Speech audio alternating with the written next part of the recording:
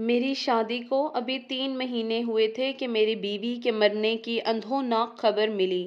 میں تو اس بات کا تصور بھی نہیں کر سکتا تھا کہ میری اس قدر محبت اور پیار کرنے والی بیوی، جس کے ساتھ میں ابھی تک کھل کر اظہار محبت بھی نہیں کر سکا تھا، وہ اس دنیا سے اس قدر جلد رخصت ہو جائے گی۔ میں نے اس کی محبت کو پورا کرنے کے لیے کسی قسم کا کوئی ٹائم نہیں چھوڑا تھا، اس کی چاہت کا ہر طرح سے خیال رکھا تھا، لیکن زندگی نے مجھ پر اتنا بڑا ستم کر دیا کہ میری بیوی بھری جوانی میں مجھے چھوڑ کر چل بسی۔ لیکن بیوی کی موت کے بعد ہی اصل کہانی کا آغاز ہوا، جس نے نہ صرف مجھے بری طرح سے جھنجھوڑ کر رکھ دیا تھا بلکہ رشتوں کی پہچان بھی کروا دی تھی۔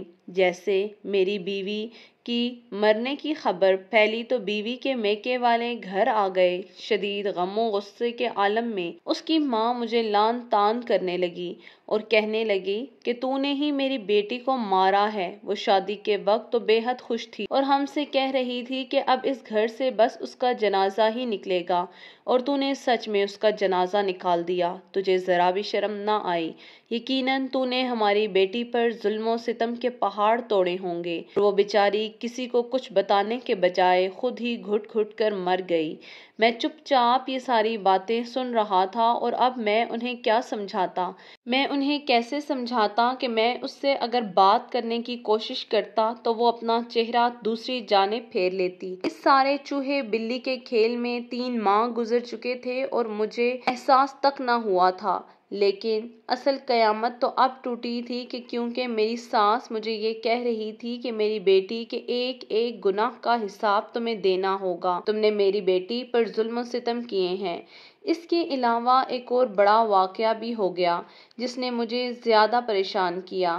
بیوی کے میکے والے کہہ رہے تھے کہ ہم میت کو اپنے گھر لے جائیں گے اور اپنے آبائی قبرستان میں دفن کریں گے، جبکہ میرے گھر والے باضد تھے کیونکہ اب وہ ہماری ذمہ داری تھی، لہٰذا اب اسے یہیں پر دفنایا جائے گا۔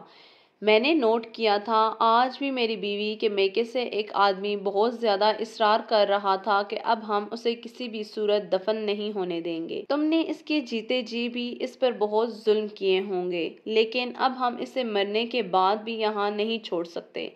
خیر، کچھ نہ کچھ کر کے ان لوگوں نے یہاں سے میت کو نکالا۔ وہ لوگ اسے اپنے گھر میں لے گئے۔ وہ بہت زیادہ پریشان تھا کیونکہ اب وہ میری بیوی تھی۔ وہ دفن چاہے جہاں بھی ہوتی، مگر اس سے میری نسبت ختم ہونے سے تو رہی۔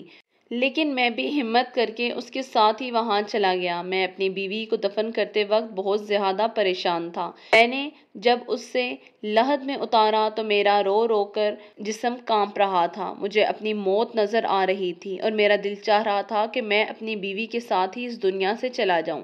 میں ایسا نہیں کر سکتا تھا۔ انہی خیالوں کے اندر گھومتا کہ کس نے مجھے پیچھے سے دھکا دیا۔ میں نے پیچھے مڑ کر دیکھا تو وہی آدمی کھڑا تھا جس نے میری بیوی کا جنازہ یہاں لانے کی بہت زیادہ ضد کی تھی۔ مجھے کہنے لگا، ارے بھائی، اب کیا تم بھی اس قبر میں لیٹ جاؤ گے؟ پرے ہٹ جاؤ اور نکلو یہاں سے۔ مجھے اس کا انداز بہت ہی عجیب اور نفرت انگیز لگ رہا تھا۔ قدم بڑھا کر قبر سے تھوڑا پیچھے ہٹ گیا تو جلدی جلدی سے قبر پر مٹی ڈال دی گئی اور پھر تدفین مکمل کر دی گئی۔ وہی آدمی سب کو کہنے لگا کہ اب یہاں غیر اسلامی طریقے سے تماشا نہ لگایا جائے۔ سب لوگ اپنے اپنے گھروں میں چلے جائیں، اور پھر مجھے مخاطب ہوتے ہوئے بولا کہ تم میاں اب اپنے گھر والوں کو، اپنی ماں کو وقت دو۔ میں اس کی کڑوی کوسیلے باتیں سن کر بہت ہی زیادہ پریشان تھا، لیکن کیا کرتا، یہ موقع ہی ایسا تھا۔ میں زیادہ بول بھی نہیں سکتا تھا۔ میں چپ چاپ اپنے گھر آ گیا۔ گھر آ کر میرا دل بری طرح سے رو رہا تھا۔ میرا دل چاہ رہا تھا کہ اپنے کسی اچھے دوست کو اپنے دل کے سارے پریشانی سنا کر اپنے دل کا غم کچھ ہلکا کر لوں۔ تبھی میں نے جیب سے موبائل نکالنے کے لیے جیب کے اندر ہاتھ ڈالا تو دیکھا میرا تو موبائل ہی میری جیب میں نہیں تھا۔ یہ دیکھ کر میرے قدموں سے زمین نکل گئی۔ میں بہت ہی پریشان ہوا اور سوچا کہ میں اپنا موبائل شاید کسی رستے میں پھینک آیا ہوں، لیکن پھر مجھے خیال آیا کہ قبرستان سے واپسی پر میری جیب ذرا ہلکی پھلکی تھی۔ میں اسی وقت فرق محسوس نہ کر سکا، لیکن بات اصل میں یہی تھی کہ میں اپنا موبائل قبرستان میں بھول آیا تھا۔ اب فون کے بغیر تو زندگی نہیں گزاری جا سکتی تھی، یہ بات تو آپ بھی اچھی طرح سے محسوس کر سکتے ہیں۔ میں گھر سے نکلا اور سیدھا وہیں پر پہنچا جہاں پر میری بیوی کی تدفین ہوئی تھی۔ وہاں پہنچا، متلاشی نگاہیں ارد گرد موجود تمام قبروں کے اوپر اور نیچے اپنا موبائل تلاش کرنے لگیں۔ مجھے کہیں پر اپنا موبائل فون نظر نہیں آیا۔ میں پریشانی کے عالم میں ادھر دیکھنے لگا۔ تبھی ایک بڑا شخص میرے پاس آ کر پوچھنے لگا کہ کیا ڈھونڈ رہے ہو بیٹے؟ وہ شخص شاید قبرستان کا گورکن تھا۔ میں اپنا موبائل یہاں کہیں کھو گیا ہوں، وہی ڈھونڈ رہا ہوں، میں نے جواب دیا۔ موبائل تو اپنا آپ کھو گئے ہیں، موبائل کہیں آپ نے قبر کے اندر تو نہیں گرا دیا؟ یہ بھی ہو سکتا ہے۔ دراصل جب بھی میں قبر کے اندر دیکھ رہا تھا تو مجھے کسی نے قبر سے ہٹانے کے لیے قمیص سے پکڑا اور کھینچا تھا۔ یہ بات سوچ کر لرزہ طاری ہو گیا کہ میرا موبائل اس قبر میں گر گیا ہے جس میں میری بیوی دفن ہے۔ لگتا ہے مجھے قبر کھودنی پڑے گی۔ میں نے ہلکی سی سرگوشی کی۔ توبہ کرو میاں، کیسی باتیں کرتے ہو؟ غصہ کرنے لگے کہ مجھے یہ بےہودگی کرنے کی کس نے کہا ہے؟ میری بیوی کے بھائی تو باقاعدہ مجھے مارنے پر تل گئے تھے اور قبر اللہ کی حد ہوتی ہے، خبردار اگر تم نے قبر کھودنے کی کوشش کی، تمہاری بیوی کے سارے میکے والے، سارے گھر والے اٹھ کر یہاں آ جائیں گے اور وہ تمہیں زندہ نہیں چھوڑیں گے۔ تم ایسی بات ہرگز مت کرنا، وہ یہ سوچیں گے کہ ان کی بیٹی جو تم نے قتل کی ہے۔ وہ شخص بولے چلا جا رہا تھا اور اس کی باتیں سن کر میں حیران ہو گیا کہ اس آدمی کو میرے گھریلو مسائل کے بارے میں اتنی معلومات کیسے ہیں۔ میرے خیال میں ایک گورکن تھا، لیکن اس کو یہ بھی معلوم تھا کہ یہ میری بیوی ہے اور اس کے گھر والے ہیں۔ وہ مجھ سے اس بات کو لے کر پہلے ہی سے ناراض تھے کہ ان کی بیٹی کی شادی اتنی جلدی وہ مر گئی، لیکن پھر میں نے سوچا کہ یہ میری بیوی کے میکے قبرستان ہے، اس لیے شخص کو میرے بارے میں اتنی معلومات ہیں۔ شہروں میں عموماً ایسی تفصیل نہیں بتائی جاتی، نہ ہی کوئی دوسرے خاندان کے بارے میں جانتا ہے، لیکن یہ گورکن عجیب تھا جسے ہر طرح کی معلومات تھی۔ میں بڑا حیران تھا لیکن چپ تھا۔ اس وقت اتنا تھا کہ میں فوراً اپنے گھر لوٹ آیا۔ آ کر میں نے یہ بات اپنی ماں کو بتائی تو ماں کہنے لگی، بیٹا اس میں پریشان ہونے والی کون سی بات ہے؟ تم ایسا کرو کہ دوسرا موبائل لے لو، خام خواہ پریشان مت ہو۔ اب اگر بیوی کی وفات کے بعد تمہارے پاس موبائل بھی نہیں ہوگا تو تمہارا دل پریشان ہوگا۔ اپنا دھیان ہٹانے کی کوشش کرو، میں تمہیں پیسے دیتی ہوں، تم جا کر نیا موبائل لے لو۔ ماں کی یہ تمام باتیں سن کر میں نے کہا کہ امی جان، اس موبائل پر تو میرے کافی سارے جاننے والوں کے نمبر ہیں اور اس موبائل کی جانب سے میرے وہ سارے نمبر بھی جاتے رہیں گے، لیکن چلو ٹھیک ہے، میں ایسا ہی کروں گا۔ آپ مجھے پیسے دے دو، میں 1 مہینے کے بعد واپس لوٹا دوں گا۔ ماں نے مجھے پیسے دے دیے۔ میں بازار سے جا کر ایک نیا فون خرید لایا۔ میں نے اپنے پاس ایک سم بھی رکھ لی، لیکن پھر ایک ایسا واقعہ ہوا جس نے مجھے مزید بے چینی میں مبتلا کر دیا۔ رات کا وقت تھا اور میرے موبائل فون پر سگنل نہیں آ رہے تھے، لیکن جب اچانک سے تھوڑے سے سگنل نمودار ہوئے تو میں نے پہلا نمبر جو ملایا وہ میرے پرانے موبائل کا تھا۔ شاید میں سگنل چیک کرنے کے لیے بے ارادی طور پر ایسا کر رہا تھا، میرے تو وہم و گمان میں بھی نہ تھا۔ میرے خیال تھا کہ بس میرا موبائل قبر کے اندر گر گیا تو اب وہ ختم ہو گیا ہوگا، بند ہو گیا ہوگا، کیونکہ فون میں چارجنگ بھی زیادہ نہ تھی۔ لیکن جیسے ہی میں نے فون ملایا اس پر بیل جانے لگی۔ بس یہ سن کر میرے رونگٹے کھڑے ہو گئے۔ مجھے عجیب سا ڈر لگنے لگا۔ میرا موبائل قبر میں گیا اور وہاں پر بیل جاری ہے، لیکن اگلے لمحے جو ہوا اس نے مجھے حیران کر کے رکھ دیا۔ میرا فون ریسیو کر لیا گیا اور پھر جو ہوا، میں اس قدر حیران و پریشان اور تجسس میں مبتلا ہوا کہ فوراً اس جگہ سے اٹھ کھڑا ہوا۔ ماں بھی حیران تھی کہ یہ کیا کر رہا تھا۔ بیٹے کہاں جا رہے ہو؟ حیران ہوتے ہوئے مجھے پوچھنے لگی۔ ماں، اپنی بیوی کی قبر پر جا رہا ہوں۔ کیا ہو گیا ہے تمہیں؟ پہلے تو موبائل کا بہانہ کر کے چلے گئے تھے، لیکن اب کیا آفت آ پڑی ہے؟ اپنی بیوی کی قبر پر جا رہے ہو؟ اماں، مجھے جانا ہوگا۔ یہ کہہ کر میں تو گھر سے نکل گیا، لیکن میں نہیں جانتا کہ اس کے بعد میری ماں کتنی پریشان ہوئی ہوگی۔ اب میرے دل میں صرف اور صرف ایک ہی خیال تھا، وہ تھا میری بیوی کا، کیونکہ جو کچھ میں نے سنا تھا اس کے بعد میں خاموش تو نہیں بیٹھ سکتا تھا۔ میری بری ذمہ داری بنتی تھی کہ میں اس معاملے کی جا کر تحقیق کروں، اس لیے میں اپنی بیوی کے آبائی قبرستان پہنچ گیا تھا۔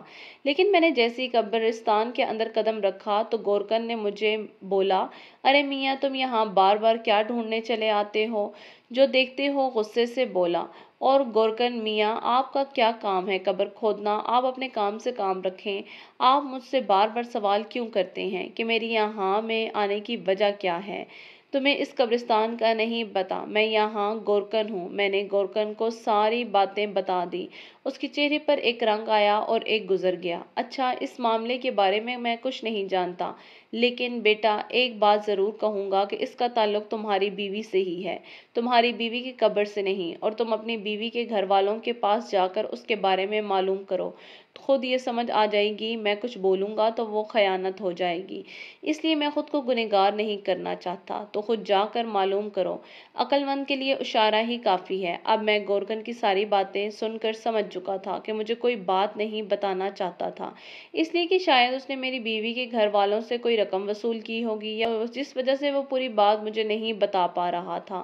لہٰذا میں اپنی بیوی کے قبرستان سے ہو کر اس کے گھر پہنچ گیا، لیکن میں نے گھر کے دروازے پر دستک نہیں دی تھی، بلکہ یوں ہی گھر کے اندر داخل ہو گیا۔ میں نے دیکھا کہ وہ سب لوگ کمرے میں بیٹھے باتیں کر رہے تھے۔ گھر کا باہر والا حصہ بالکل خالی تھا، کوئی بھی نہ تھا، اس لیے میں چلتا ہوا اس کمرے کے قریب پہنچ گیا جہاں بیٹھ کر وہ لوگ باتیں کر رہے تھے۔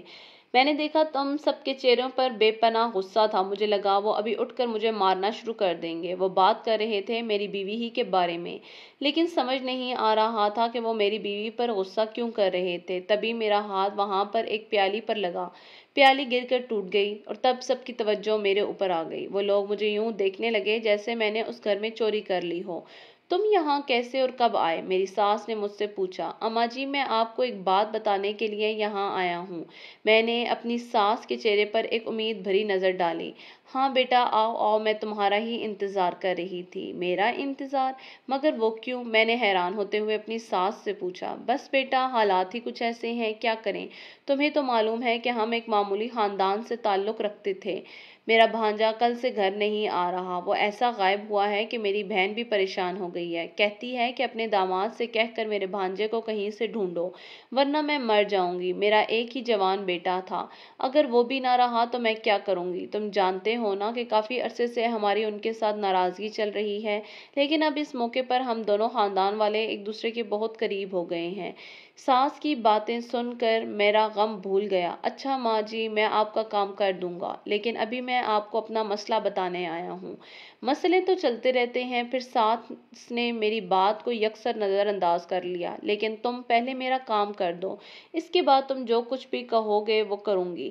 میں نے بھی اپنی ساس کے ساتھ بحث کرنا مناسب نہ سمجھا، وہاں سے ایک اور ذمہ داری لے کر واپس گھر آ گیا۔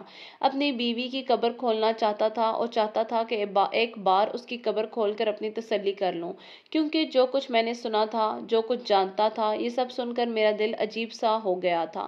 میں چاہتا تھا کہ اپنی بیوی کی قبر کھولوں اور اس کی قبر کشائی کروں، لیکن کوئی مجھے اس بات کی اجازت نہیں دے رہا تھا۔ رات کے 2 بجے میں نے قبرستان جانے کا فیصلہ کیا۔ مجھے اپنی بیوی کی قبر کھولنا بہت ضروری لگ رہا تھا۔ رات کے 2 بجے گھر کے سب لوگ سو چکے تھے۔ میں جانتا تھا کہ وہ گورکن جو بار بار مجھے منع کر رہا تھا، وہ بھی اس وقت نہیں تھا۔ اس کو لگتا ہوگا کہ اب میں تھک گیا ہوں اور چپ کر کے بیٹھ جاؤں گا۔ اتنی بڑی بات ہو گئی تھی، میں کیسے خاموش رہتا؟ میں نے جا کر سارا انتظام مکمل کیا اور تقریباً 2:30 بجے قبر کھودنا شروع کی۔ مجھے اس بات کی حیرت نہیں ہوئی تھی کہ قبر کی مٹی کافی نرم تھی۔ ایسا لگتا تھا جیسے قبر کو کچھ دیر پہلے ہی بند کیا گیا ہو۔ میں جلدی جلدی مٹی ہٹانے لگا تو قبر کی ہٹانے میں مجھے زیادہ وقت نہ لگا، لیکن اس کے بعد مجھے جو چیز دیکھنے کو ملی، میں حیران اور پریشان ہوا اور مجھے جھٹکا لگا۔ منظر دیکھ رہا تھا کہ قبر میں میری بیوی موجود نہیں ہے۔ میرے پسینے چھوٹ گئے، ٹھنڈے پسینے میرے چہرے پر آ رہے تھے۔ میں اس قدر حیران و پریشان تھا کہ مجھے سمجھ نہیں آتی تھی اب میں کیا کروں، ہنسوں یا پھر روؤں یا پھر اپنی بیوی کا ماتم مناؤں، کیونکہ سامنے قبر خالی تھی۔ قبر میں میری بیوی نہ تھی، نہ اس کا کفن تھا اور نہ ہی میرا موبائل تھا۔ میں تو اپنا موبائل ڈھونڈنے آیا تھا، لیکن ایک نیا قصہ کھل گیا۔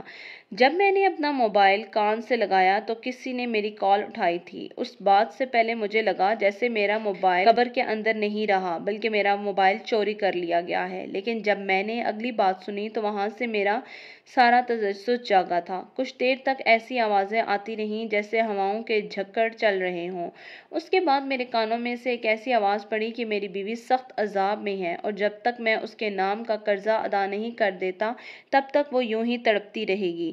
شاید میں یہ سب سن کر بے وقوف بھی بن جاتا، لیکن پھر میں نے یہ سوچنے لگا کہ قبر میں آنے والے فرشتے تو کبھی بھی اردو میں بات نہیں کر سکتے ہیں، اور پھر ایسا کیسے ہو سکتا ہے کہ ایک فرشتے کی آواز مجھے فون پر سنائی دے؟ یہ چیز کوئی ڈرامہ یا کوئی کہانی نہ تھی، ایسا ہو ہی نہیں سکتا تھا۔ بہت سارے لوگوں نے قبر کے اندر کیمرہ اور مائک رکھنے کی کوشش کی تھی، لیکن آج تک کسی بھی قبر کے اندر سے کسی انسان کے کانوں میں کوئی آواز نہ آ سکی۔ یہ اللہ کا ایک راز ہے اور اللہ ہی خوب جانتا ہے، ایسا ہو ہی نہیں سکتا کہ کسی قبرستان میں فرشتے کی آواز کوئی انسان سن لے۔ میں نے اپنی بیوی کی قبر کھودنے کی ٹھان لی تھی، اور پھر جب میں نے قبر کھودی تو کچھ بھی اب مجھے کچھ نہ ملا، اور یہ دیکھ کر میں اپنی بیوی کے گھر والوں کے پاس چلا گیا۔ میں نے کہا کہ آپ کی بیٹی کی قبر میں نے کھودی، لیکن وہ وہاں پر موجود نہیں۔ یہ سن کر میرے سسرال والے مجھ پر غصہ کرنے لگے۔ مجھے یہ بےہودگی کرنے کی اجازت کس نے دی تھی؟ وہاں جا کر پتہ چلا کہ جس کو وہ ڈھونڈ رہے تھے وہ بھی گھر سے اسی دن غائب ہوا تھا جس دن میری بیوی فوت ہوئی تھی۔ خیر، میں پوچھتا پوچھتا وہاں کے بس اڈے پر پہنچا، اور وہاں جا کر میں نے اپنی ساس کے بھانجے کے بارے میں بتایا۔ چھوٹے کاؤں کے بھی ابھی اپنے ہی فائدے ہیں۔ اب یہ بات میرے لیے زیادہ حیران کن نہ تھی، اور میں اس کا پتہ پوچھتے پوچھتے اس تک کیسے پہنچنے لگا یہ الگ کہانی ہے۔ وہ ایک چھوٹی سی تنگ گلی میں کرائے کے مکان میں رہتا تھا، اور آج مجھے اس کو ڈھونڈتے ہوئے ایک ہفتہ ہو چکا تھا۔ پورے ہفتے کے بعد، اس کے گھر کو ڈھونڈنے کے بعد، جب میں اس کے دروازے کے سامنے کھڑا دستک دینے والا تھا تو میرے دل میں آنے والے تمام سوالوں کا جواب مجھے مل گیا۔ مجھے پہلے سے ہی معلوم تھا، جبکہ کچھ سوالات میرے ذہن میں ابھی بھی اٹھ رہے تھے۔ وہ سب اس سے پوچھنا چاہتا تھا۔ جیسے ہی دروازہ کھلا تو جو میں نے منظر دیکھا، وہ منظر دیکھ کر میرے پیروں سے زمین نکل گئی، کیونکہ دروازہ کھول کر سامنے کوئی اور نہیں بلکہ میری اپنی بیوی کھڑی تھی۔ میں تو مجھے دیکھتے ہی اس کے چہرے کا رنگ یکدم پھیکا پڑ گیا۔ وہ بڑی مشکل سے اپنی جان بچا کر پیچھے کی جانب بھاگنے لگی، لیکن میں نے اس کا بازو مضبوطی سے پکڑا اور اسے گھسیٹنا شروع کر دیا۔ وہ چلانے لگی۔ وہ شاید اپنی گلی والوں پر یہ ظاہر کرنا چاہتی تھی کہ میں کوئی گنڈا ہوں، لیکن میں نے سب کو یہ کہہ کر چپ کروا دیا کہ یہ میری بیوی ہے اور میں اسے یوں ہی یہاں چھوڑ کر نہیں جا سکتا۔ اب میری بیوی کے چہرے پر بھی پشیمانی تھی، اور اس کے چہرے پر ایک رنگ آتا اور دوسرا جاتا۔ میں نے لا کر اسے گاڑی کے اندر پھینکا اور اسے پوچھا کہ تم یہاں کیوں ہو؟ تم تو مر گئی تھی۔ وہ رونے لگی اور کہنے لگی، خدا کے لیے مجھے معاف کر دیں، خدا کا نام مت لو، تم نے اسے ناراض کر کے راستے اختیار کیے ہیں، اب بتاؤ کہ تمہیں کیا سزا دوں؟ میری بیوی ہاتھ جوڑ کر مجھ سے معافی مانگنے لگی کہ پہلے ایک بار میری بات سن لیں، پھر میں نے آپ کو سب بتا دوں گی۔ اگر تب بھی آپ کو یقین نہ آئے تو مجھے جو کہیں گے وہی کروں گی۔ میری بیوی نے مجھے اپنی کہانی سنانا شروع کی تو میں بھی چپ ہو گیا۔ اب میں اسے کیا کہتا ہوں، کیا سزا دیتا؟ اس نے بتایا کہ وہ جب سے بڑی ہوئی اس کے گھر میں اس کے خاندان والوں کا آنا جانا تھا۔ اس کا کزن تھا جو اس کی خالہ کا بیٹا بھی تھا۔ میری بیوی کا کزن اکثر اس کے گھر آتا تھا۔ اس کا نام نذیر تھا۔ جب نذیر کے ساتھ اس کی بے تکلفی بڑھی تو نذیر نے اسے لالچ دیا، اسے شہر میں ماڈلنگ کروانے کے لیے لے کر جانے کا وعدہ کیا۔ خوب پیسہ کمائے گی، مشہور ہو جائے گی اور گھر میں غربت ختم کر دے گی۔ اسے اپنی ہوس کا نشانہ بنایا اور ساتھ ہی اس کی تصاویر بھی بنائیں۔ جب اس کی کافی تصاویر بن گئیں تو وہ مجبور ہو گئی تھی اور اس کی بات ماننے لگی تھی۔ اس کی ماں کو جب اس بات کا علم ہوا تو اس نے اس کی شادی میرے ساتھ کر دی، لیکن اس کے بھانجے نے پھر بھی میری بیوی کا ساتھ نہیں چھوڑا۔ وہ کبھی میری بیوی کے گھر آتا اور کبھی میرے گھر۔ اس نے میری بیوی کو سختی سے منع کر رکھا تھا کہ تو نے اپنے شوہر کے پاس نہیں جانا۔ یہی وجہ تھی کہ میری بیوی 2 حصوں میں بٹ چکی تھی، اور وہ اس شخص کی باتیں بھی مانتی اور میرے گھر میں بھی خوش رہتی تھی۔